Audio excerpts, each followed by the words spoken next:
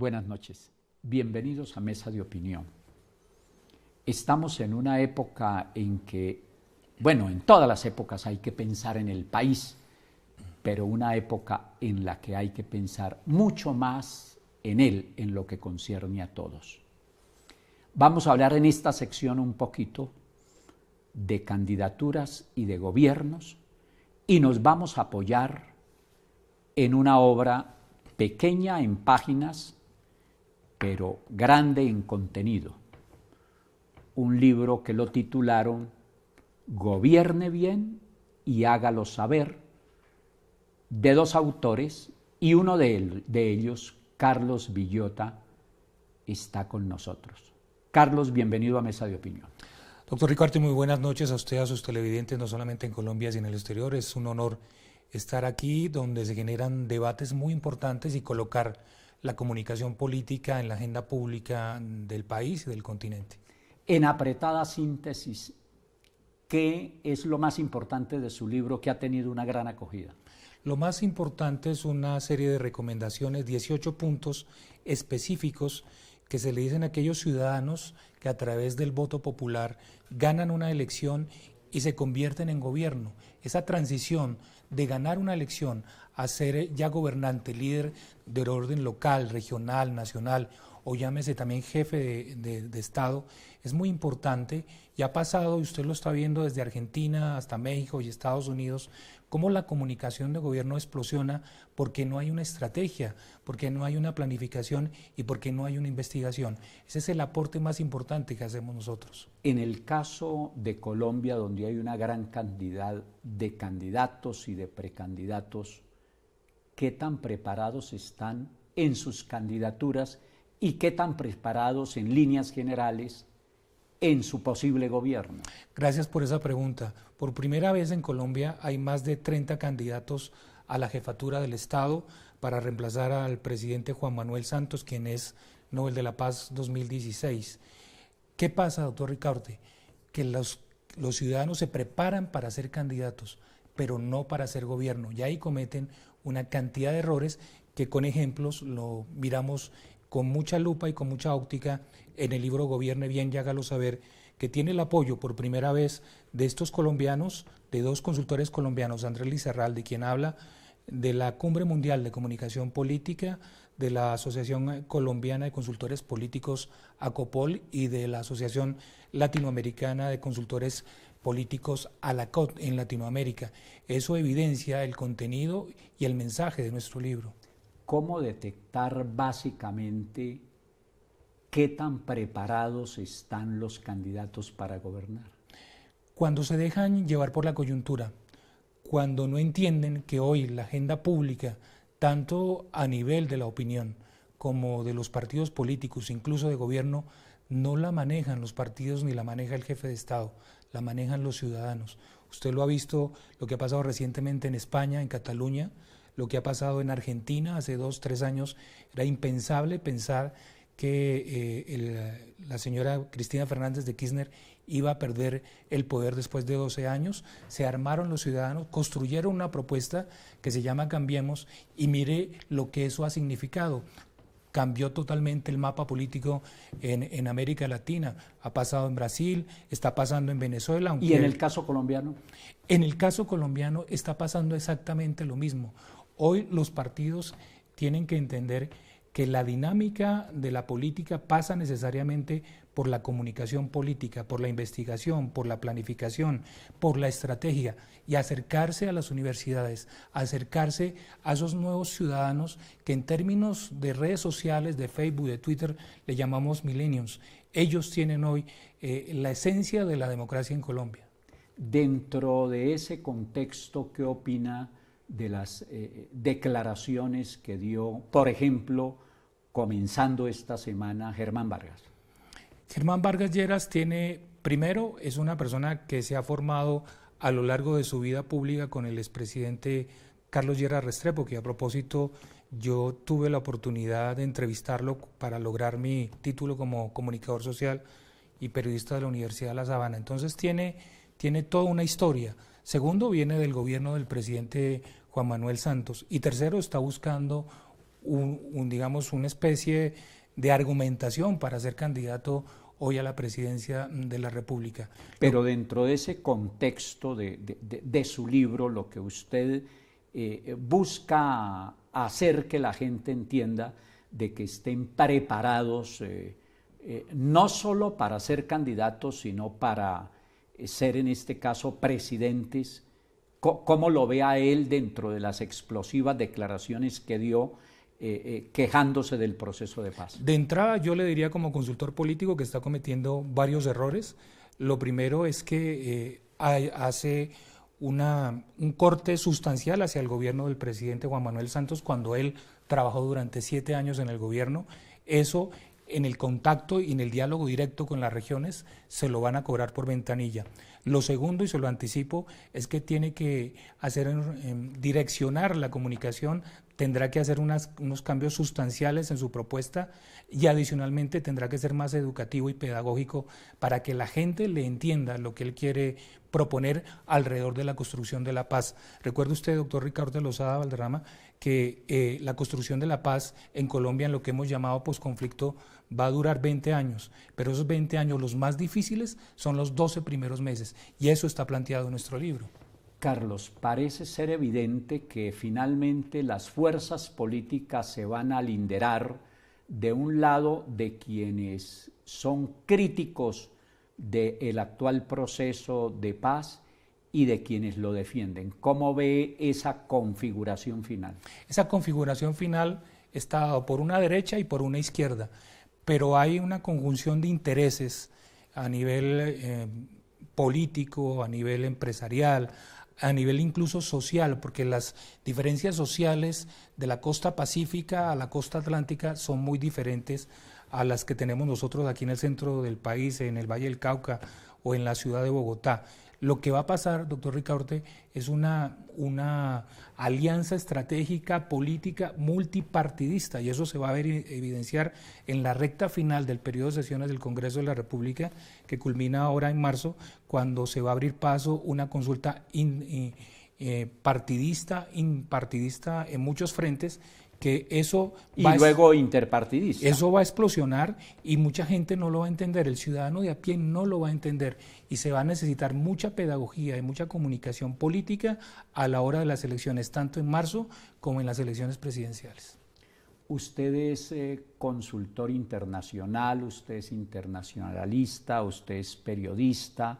Antes de que se me acabe el tiempo, cuéntenos algo de esos periplos rápidamente que ha cumplido y los que va a cumplir en adelante. Bueno, dimos un salto de la comunicación social hacia las relaciones internacionales, luego nos formamos en comunicación política, marketing político y marketing de ciudad, y hemos tenido la oportunidad de ser conferencistas durante 10 oportunidades en la Cumbre Mundial de Comunicación Política, que es el evento académico más importante del planeta, y la próxima cita será en Ciudad de México en febrero, donde estamos cordialmente también invitados por nuestra investigación. Estamos preparando un segundo libro y llevando estas experiencias de Colombia y nuestras asesorías a nivel de América Latina, que lo hemos hecho en Argentina, en México, incluso en Ecuador, donde extiendo un gran abrazo, porque este es un trabajo que no se detiene, doctor Ricaurte. La comunicación es fluida y además nos lo está dando las redes sociales, la agenda pública no se detiene, y es muy importante que un espacio como este y como Teleamiga abra una puerta, una ventana a la academia y a la comunicación, que es una esencia del conocimiento que no llega para estar de momento, de coyuntura, llega para quedarse. ¿Cómo hacer para que en Colombia prime más la política como ciencia a la política como actividad? Es inevitable que la política debe ejercerse desde los dos ángulos, pero aquí la política como actividad es la que prima, y por eso no se diseñan las grandes estrategias, los grandes proyectos políticos a largo plazo que necesita este país. Indudablemente tiene que haber una nueva relación del Estado, el sector privado y la academia. Recuerde usted, doctor Ricaurte, y televidentes que en Colombia hay 288 universidades. De esas 288 universidades, por lo menos en el 30, en el 35%, hay facultades de comunicación social, de relaciones internacionales, de derecho y de ciencia política. Tiene que haber una conjunción, tiene que haber un matrimonio y tiene que, digamos, rediseñarse lo que es todo el tema académico del currículum de los estudiantes y de las personas que hoy están accediendo a la educación superior en Colombia. Y lo otro, y este mensaje va para los partidos políticos, hay una ley de bancadas en el Congreso que no se cumple, que no se va a cumplir, y eso deja mucho que ver, o mucho que desear mejor, en términos de construir una verdadera cultura política. Nosotros tenemos la experiencia, por ejemplo, de haber estado muy cercano al Partido Demócrata en los Estados Unidos en algunas campañas presidenciales, y uno ve cómo se marca el Partido Demócrata del Partido Republicano y cómo los ciudadanos norteamericanos tienen una gran cultura política. Eso nos falta a nosotros, y también países como México también lo necesitan, Ecuador también lo necesita, y Argentina sí va en esa ruta, va encontrando ese direccionamiento. ¿Cómo hacer para que las grandes mayorías apáticas frente a la corrupción, a la injusticia y en general al descrédito de los políticos entiendan que ese problema no es de la política, sino de quienes la ejerzan, porque por ese mecanismo lo que se ha hecho es que se refrenden las voluntades de las minorías frente al escepticismo y a la no participación de las mayorías? Yo creo que lo más importante es acercarse a la academia, es hacer investigación. ¿Y por qué no aprovecho esta oportunidad para que se lean en detalle este libro, Gobierne bien y hágalo saber, de Andrés Lizarralde, de quien habla? Porque ahí está sustentado parte del fortalecimiento de la democracia. La democracia y el ejercicio del voto en un país como Colombia, con tanta historia, es lo más importante que tiene el ciudadano. Los partidos políticos, con toda consideración, están a espaldas de los ciudadanos, están a espaldas de la realidad, y tienen que reinventarse en esta campaña política.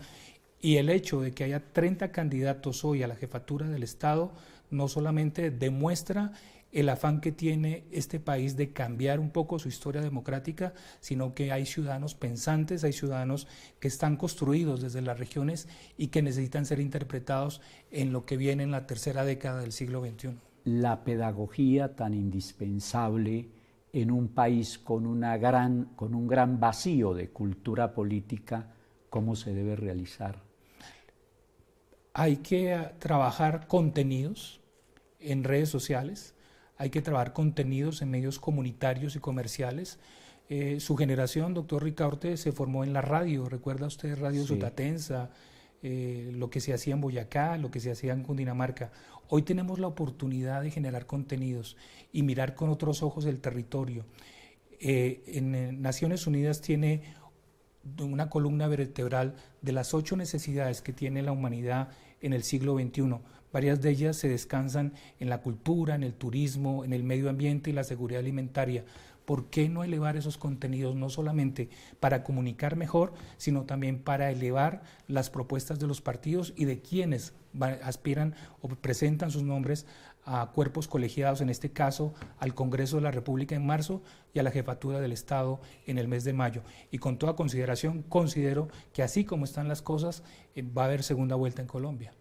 Muy bien. Primero, gracias por venir a Mesa de Opinión y lo felicito por su libro Gobierne bien y hágalo saber. Doctor Ricaurte, para mí ha sido un honor acompañarlo en Mesa de Opinión. Usted es un referente para nuestra generación y lo invito a que siga trabajando en la formación de cultura política en nuestro país. Ya regresamos aquí a Mesa de Opinión.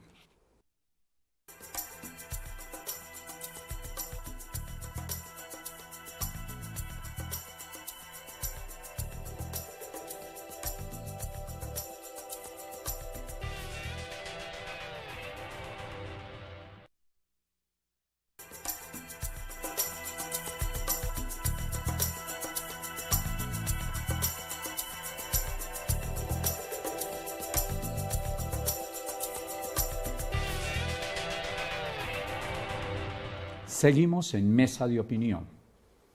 Mi siguiente invitado es el autor de este libro, El último recurso, hacia dónde vamos. Es, lo digo con orgullo de colombiano, es un conductor de Transmilenio, de los muchos ejemplos que debemos promocionar, sobre todo en un canal como este, que es un canal de valores. Es Héctor Gómez, a quien felicito, porque además no es cualquier libro, es un libro bien escrito, basado en la historia, en la experiencia que da la vida. Héctor, bienvenido a Mesa de Opinión. Muchísimas gracias, doctor Ricaurte. Muy buenas tardes a usted. Muy buenas tardes a la teleaudiencia colombiana e internacional. Y pues es para mí un privilegio, primeramente agradecerle a Dios por esta oportunidad y a usted por traerme a este prestigioso programa. Usted lo merece de verdad. Muchas gracias, doctor. Héctor, ¿por qué el último recurso?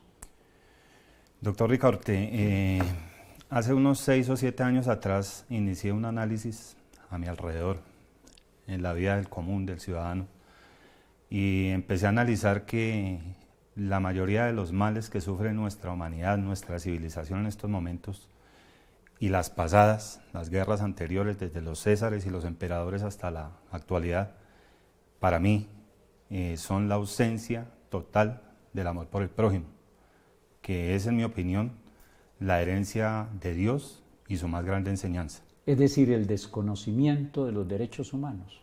Y eso se traduce específicamente en el desconocimiento y la falta de amor, de buscar la dignidad y la reivindicación de la dignidad humana y los derechos humanos. ¿Y por qué el último recurso? Pues curiosamente es casi que una ironía, yo podría decirlo, porque en estos momentos, en esta actualidad, en la cual el índice de desigualdad ha superado ya los límites, la concentración de la riqueza, los desplazamientos forzados en muchas naciones del mundo nos hacen ver que los seres humanos volvimos el amor por el prójimo, que es la primera herramienta que aprendimos para vivir como sociedad colectiva, todos, armoniosamente. Si no lo utilizamos ahora como nuestro último recurso, pues yo creo que lo que nos espera puede ser muy difícil. Y a ese último recurso, que es recurrir al amor, al entendimiento, a la comprensión, a la solidaridad, ¿no cree que con solo eso no está la solución para encontrar el respeto por los derechos humanos y por los trabajadores que usted aquí defiende?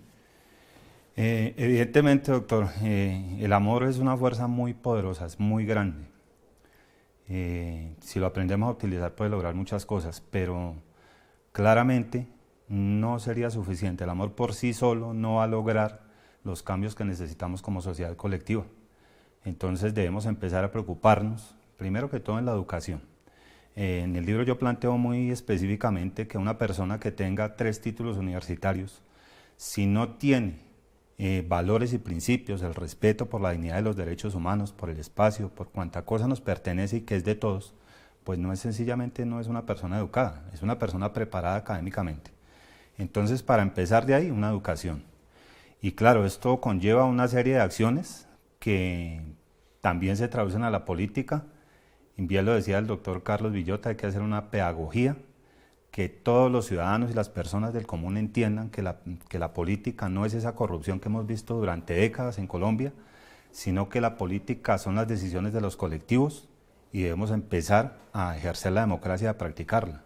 Usted aquí, me parece, si lo interpreto bien en su libro, defiende el capitalismo pero critica sus excesos, critica la manera como se ha olvidado al ser humano por estar, por ejemplo, la economía, o mejor, el ser humano al servicio de la economía y no la economía al servicio del ser humano. Es correcto, doctor. En estos momentos y desde hace muchos años atrás, los derechos humanos han estado al servicio del capitalismo. Eso es un hecho irrefutable y esa concepción, esa lógica, esa ideología de vida, pues es la que nos ha llevado a los límites a donde hemos llegado. Hay que combatirla, evidentemente. Y pues el capitalismo tiene su lado positivo.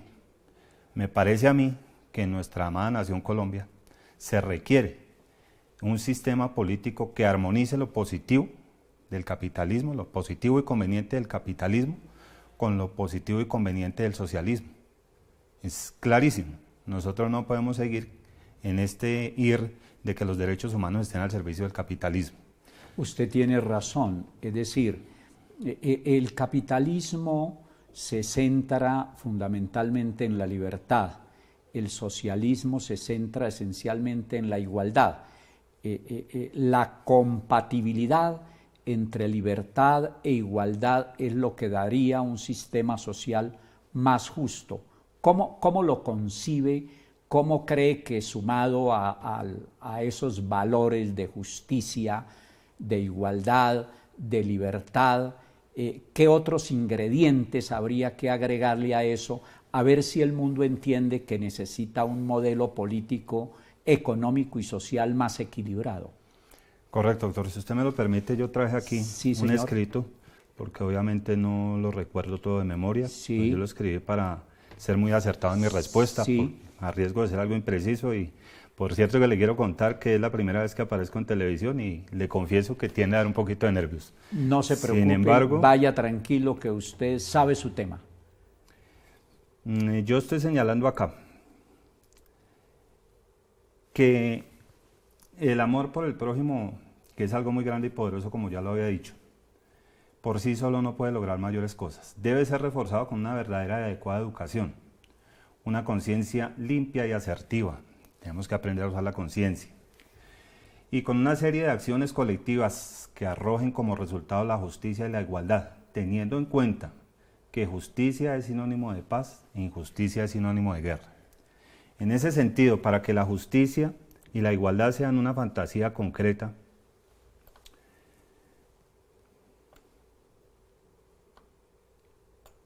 por favor, excúseme. No, señor, vaya tranquilo. Se requiere otro tipo de acciones o reformas de carácter económico, obviamente. Con estos datos, unos datos que tuve, que no los hemos mencionado, que me gustaría, si alcanza el tiempo, mencionarlos. ¿Cómo cuáles? Con mucho gusto, doctor. Vamos al principio, como usted lo dice calmadamente, para resaltar por qué surgió el último recurso. Sí. Y empecemos, muy brevemente. Colombia es el octavo país más desigual del mundo y el segundo en Latinoamérica. Eso ya es una cosa vergonzosa. Casi no superamos a Haití. Para que usted lo vaya viendo y nuestros televidentes. El 86% de la tierra pertenece al 6,9% de los colombianos. Eso es otra cosa que es escandalosa y que es muy sencillo decirlo aquí en una mesa, pero vayamos a la realidad que está pasando en nuestro país. Es terrible. La corrupción le cuesta a la nación 22 billones de pesos al año. 22 billones, he dicho claro. Las personas más ricas dejaron de pagar impuestos, por ejemplo, en 2015, por un total de 47,7 billones, mientras que quienes los evaden hacen perder 20 billones más. Eso es muchísimo dinero. Por cierto, que eso le causa una afectación gravísima al ciudadano de a pie y nosotros no lo vemos. Vivimos en esa crisis y no lo notamos. El 61,7% de los colombianos apenas tiene para subsistir. La pobreza afecta a cerca de 14 millones de personas en Colombia. La miseria por lo menos 4 millones, mientras que la habitabilidad de calle llega a la misma cantidad. 8,1 millones de personas padecen de hambre. Por lo menos 6.000 niños y niñas guayú han muerto de inanición, mientras que en Bogotá se desperdician 1,4 toneladas de comida al día. Eso lo sintetiza usted muy bien en su libro cuando dice: mercado, competitividad y crecimiento sostenido. Perfecto. Pero ¿y los derechos humanos? ¿Y el medio ambiente?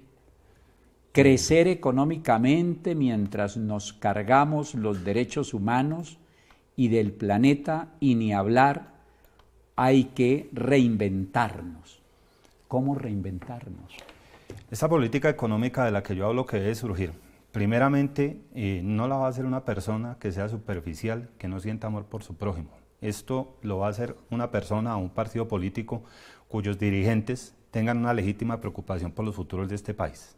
Eso es básico, porque los que han estado en el ejercicio de la política hasta el momento solo han mostrado interés por el dinero. ¿Cómo hacer que los derechos de los trabajadores se respeten en este país? Pues un consejo que yo le daría a nuestros queridos dirigentes es empezar por cumplir la Constitución. Por ejemplo, en la Constitución del 91, su artículo 53 establece que se creará el Estatuto del Trabajo, y eso fue hace 25 años y no se ha hecho. Para empezar por ahí, cuando nosotros hablamos de un Estado social de derecho, la gente del común por mayoría estadística no sabe, no lo entienden. Cuando se habla de Estado social de derecho se habla de cumplimiento de los gobernantes a las leyes. ¿No le duele a usted, por ejemplo, la arrogancia del señor Efromovich en el caso del paro de Avianca?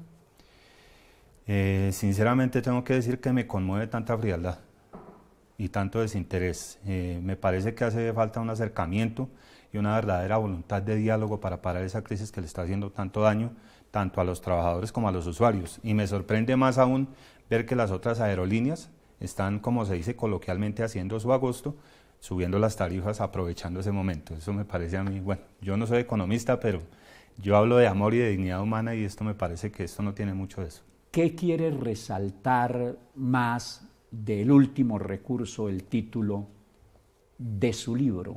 En 2 o 3 palabras, por favor. Quisiera resaltar que esa es la herramienta que nos puede cambiar y redireccionar nuestra existencia. Y me gustaría también dejar, no sé, una reflexión muy profunda, que el libre albedrío no se nos dio para hacer lo que queramos, sino se nos dio para hacer lo correcto y honrar a Dios con nuestra conducta, y este podría ser un buen comienzo.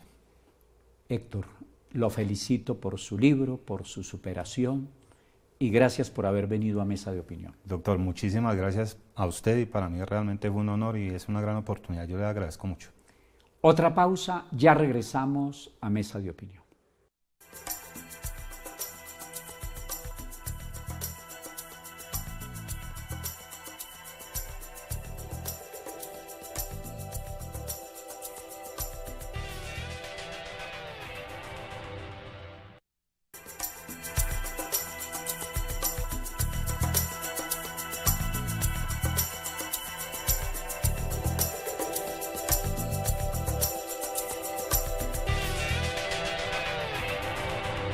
Regresamos a Mesa de Opinión.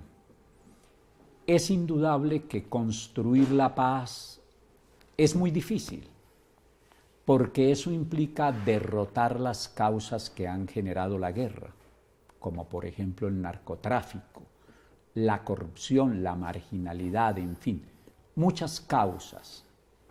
Por eso es muy importante, sobre todo en esta coyuntura, tener presente que la guerra ha sido una constante en la historia de este país.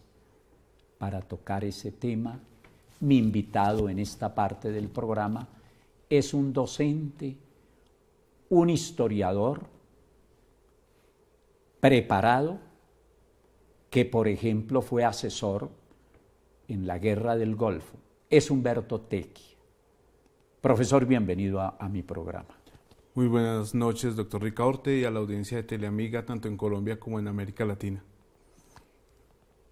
¿Cómo resumimos, para empezar, la ingrata historia de que ella ha estado cundida de guerras? Podríamos decir que, lamentablemente para nuestra historia, hemos sido incapaces de establecer un diálogo político real.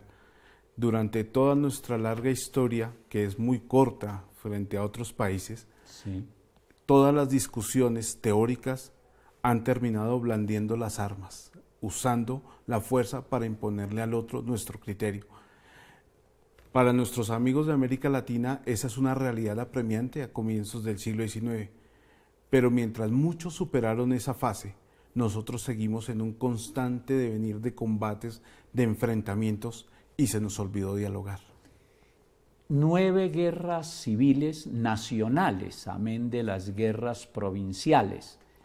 Por ejemplo, la de los 1000 días, donde perdimos nada menos que a Panamá, la pérdida más grande que hemos tenido en las tantas pérdidas que hemos tenido en este país. Un poquito de eso. Claro, podríamos decir que la guerra de los 1000 días es el último gran enfrentamiento del siglo XIX que nos lleva al siglo XX en medio de una ignorancia total del proceso político. ¿Por qué? porque seguíamos enfrascados en una lucha por saber cómo gobernarnos. Nunca superamos esa fase de cómo aprender a gobernarnos. Ese hecho llevó a que nosotros mismos como nación, y nos ubicamos en el siglo XIX, desconociéramos qué era lo que teníamos.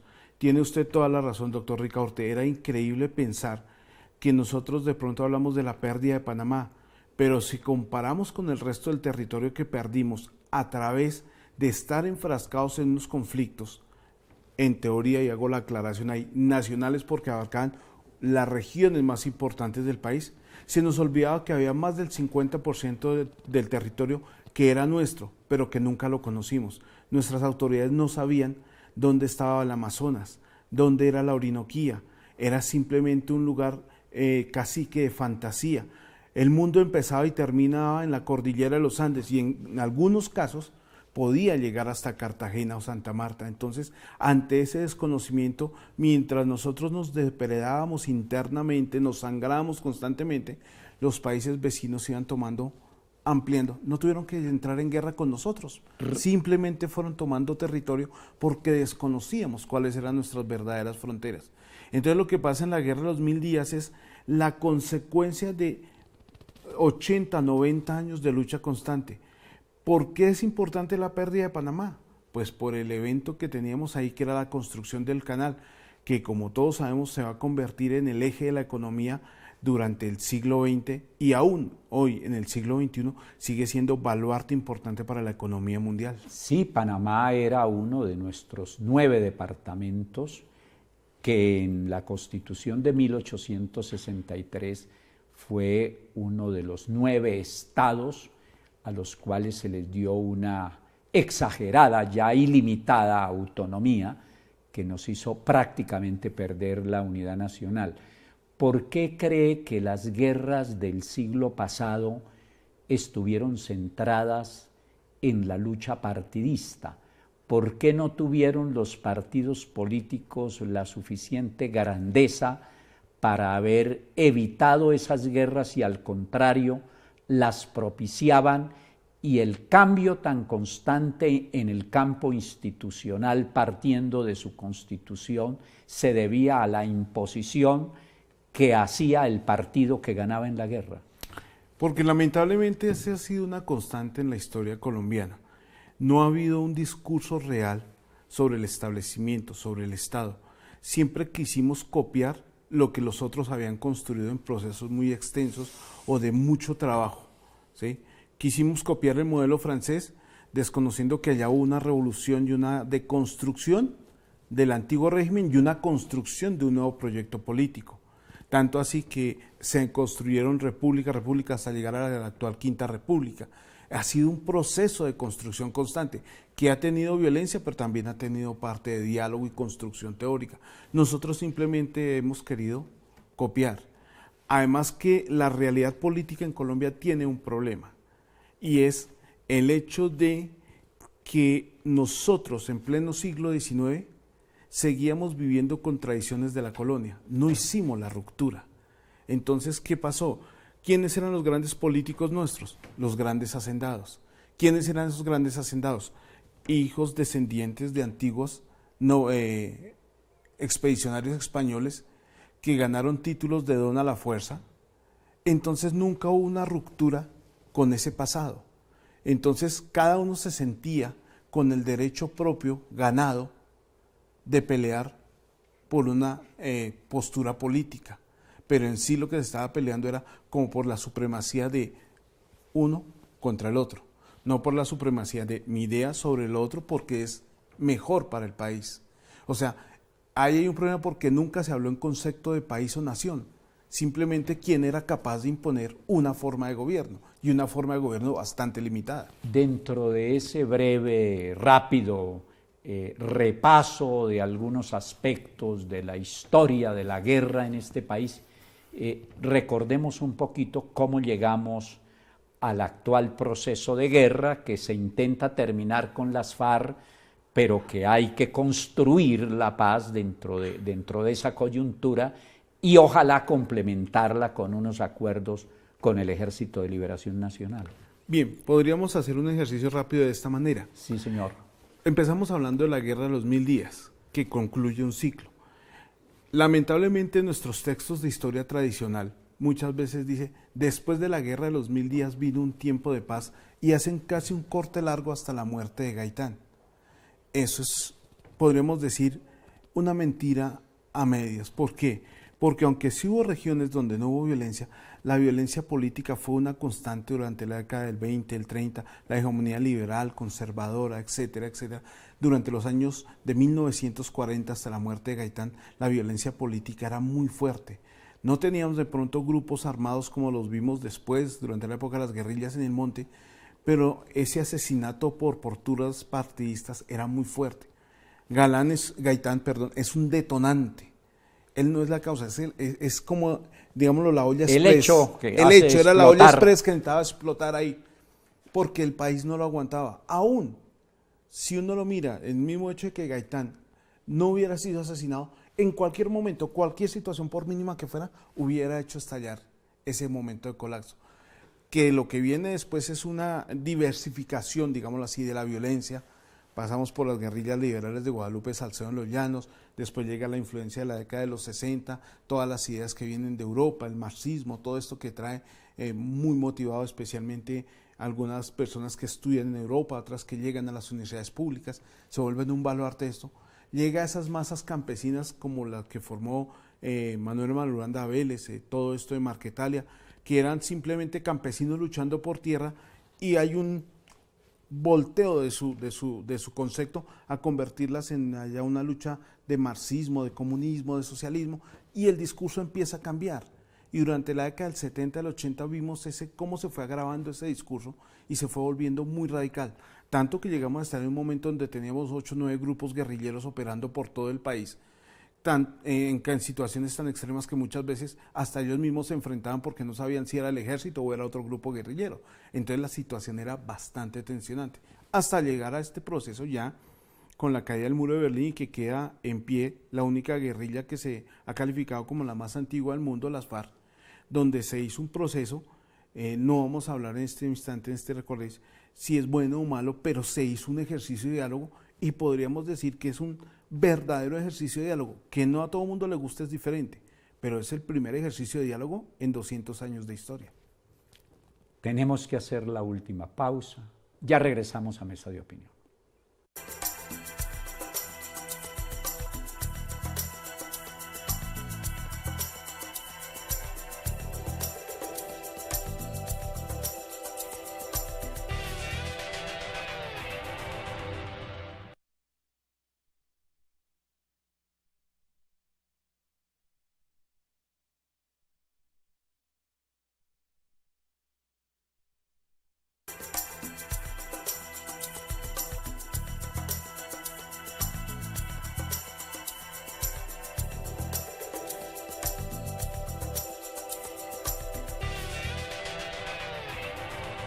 Volvemos a Mesa de Opinión, a su última parte. Me encuentro con Humberto Tecchia, docente, historiador.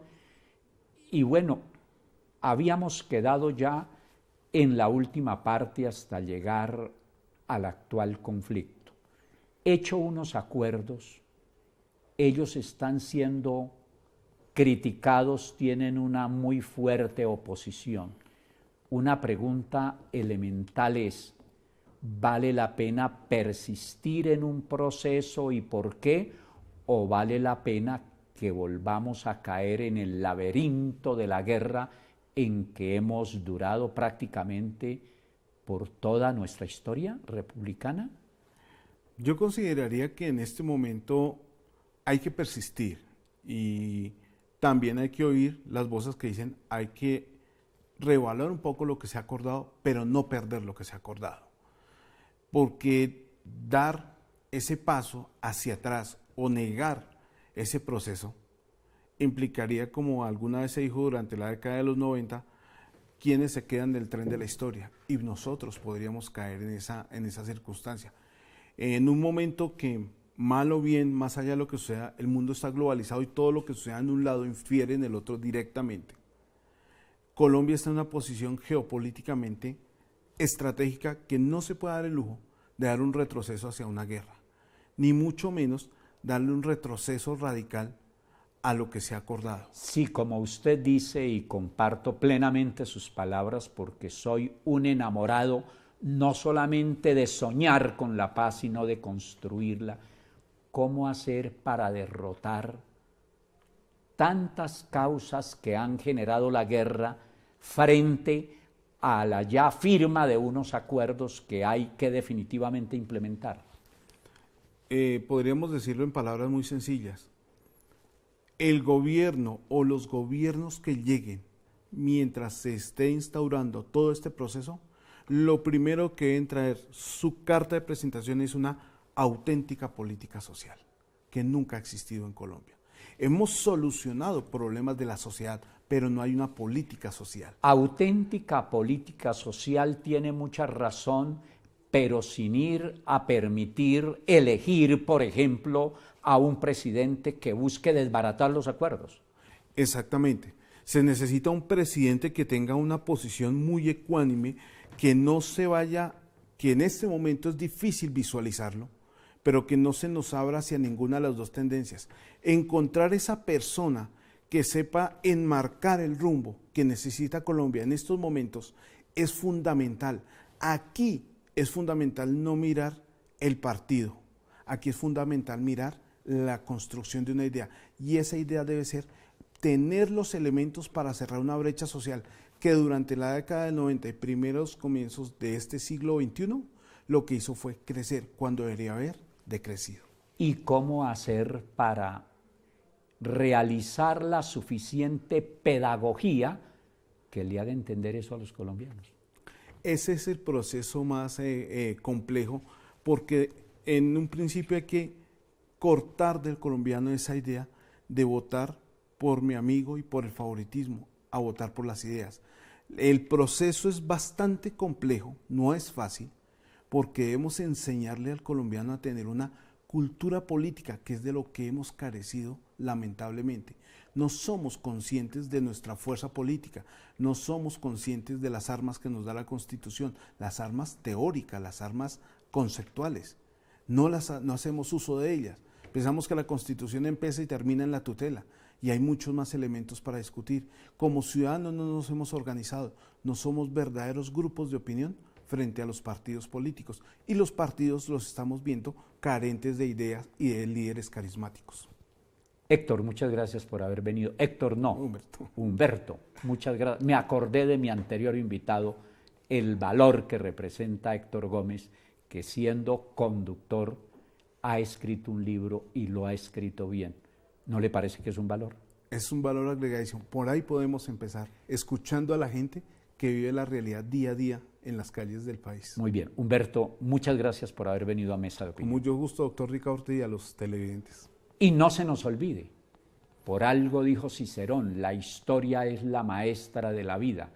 Y como hemos vuelto a repetir nuestros errores, porque en Colombia cada conflicto armado ha dejado sentadas las bases para el nuevo conflicto.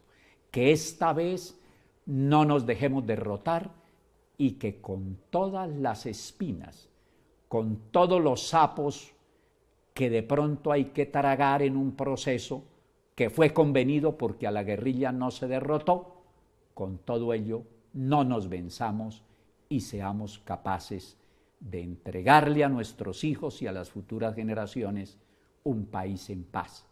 Reto bien difícil, mas no imposible de cumplir. Muchas gracias, no se les olvide, nos vemos de hoy en 8 días. Hasta entonces, feliz noche, que descansen.